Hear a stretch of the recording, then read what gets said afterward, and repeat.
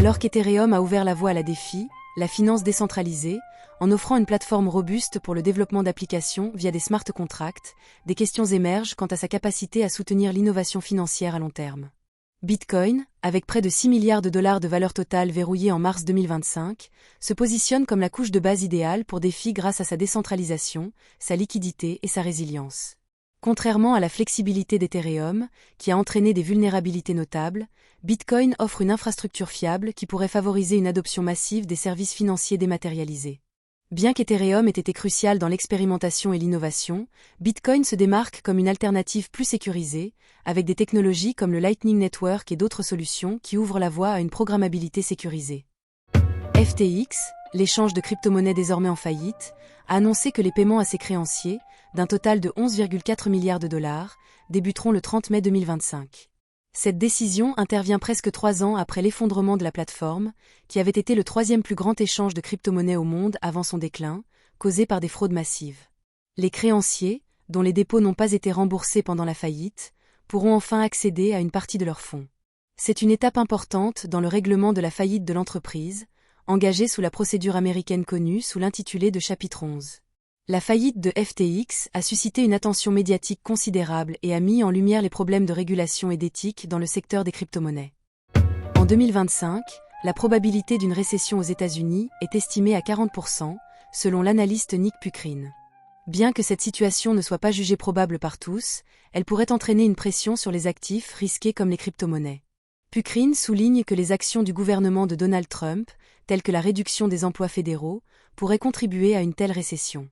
Le climat macroéconomique incertain a déjà provoqué une chute de l'indice du dollar américain, entraînant une fuite des investisseurs vers des opportunités plus stables en Europe. Les tensions commerciales, exacerbées par les tarifs douaniers imposés, ont également eu un impact significatif sur le marché des crypto-monnaies, provoquant une correction de 24% du prix du Bitcoin depuis son sommet de janvier 2025. Les analystes prévoient que la pression sur les marchés cryptographiques pourrait persister jusqu'en avril 2025, à moins que des négociations pour mettre fin aux taxes douanières ne soient fructueuses. Un nouveau projet de loi, soumis à l'Assemblée générale de Caroline du Sud, propose de permettre aux trésoriers de l'État d'investir jusqu'à 10% des fonds publics dans des crypto-monnaies, notamment le Bitcoin. Ce projet vise à établir une réserve stratégique d'actifs numériques, offrant ainsi une opportunité d'allocation dans un marché financier en pleine évolution. Les défenseurs de la mesure estiment que cette initiative pourrait générer des rendements significatifs pour l'État, tandis que les détracteurs soulignent les risques associés à la volatilité des crypto-monnaies. Le débat autour de ce projet illustre la tension entre l'innovation financière et la prudence budgétaire. Le minage de Dogecoin est en pleine expansion, attirant l'attention des petites entreprises qui voient en cette crypto-monnaie une alternative lucrative au Bitcoin. En raison de la difficulté croissante du minage de Bitcoin et de son coût énergique élevé, de nombreux mineurs se tournent vers Dogecoin, qui utilise un algorithme de minage script, permettant une accessibilité accrue et des coûts d'exploitation plus faibles. En 2025, Dogecoin n'est plus perçu comme une simple blague. Sa communauté dynamique et son adoption croissante par des commerçants ont contribué à une augmentation significative de sa valeur et de son utilisation. Les mineurs bénéficient également de la formation de poules de minage, permettant de combiner les ressources et de partager les récompenses, rendant l'activité plus rentable et moins risquée.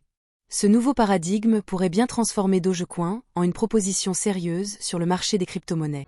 On reste dans l'univers des meme-coins avec Broccoli, récemment lancé sur la BNB Chain, suscite de vives polémiques parmi la communauté crypto. Ce projet, qui s'inspire de la popularité des meme-coins tels que Dogecoin, est accusé de manquer de substance et d'être davantage une offre spéculative qu'une véritable innovation. Les critiques mettent en avant le fait que, tout comme d'autres meme-coins controversés, Broccoli pourrait être considéré comme un shitcoin sans utilité réelle. Par ailleurs, la BNB Chain, en tant que plateforme sous l'égide de Binance, est déjà sous surveillance en raison de problèmes réglementaires passés, ce qui ne fait qu'ajouter à l'incertitude entourant ce nouveau projet. Les investisseurs se montrent donc prudents, oscillant entre l'attrait de la hype et les risques associés à ce type d'investissement. Toujours sur le thème des meme-coins, avec DogWeFat qui a émergé au sein de l'écosystème de la crypto-monnaie, principalement sur la blockchain Solana. Celui-ci s'inspire de la culture Internet autour des chiens et des mèmes populaires, attirant ainsi une communauté de mèmes enthousiastes. La création de DogWeFat s'inscrit dans une tendance plus large, où des crypto-monnaies humoristiques cherchent à capturer l'intérêt du public, souvent en jouant sur des thèmes légers et divertissants.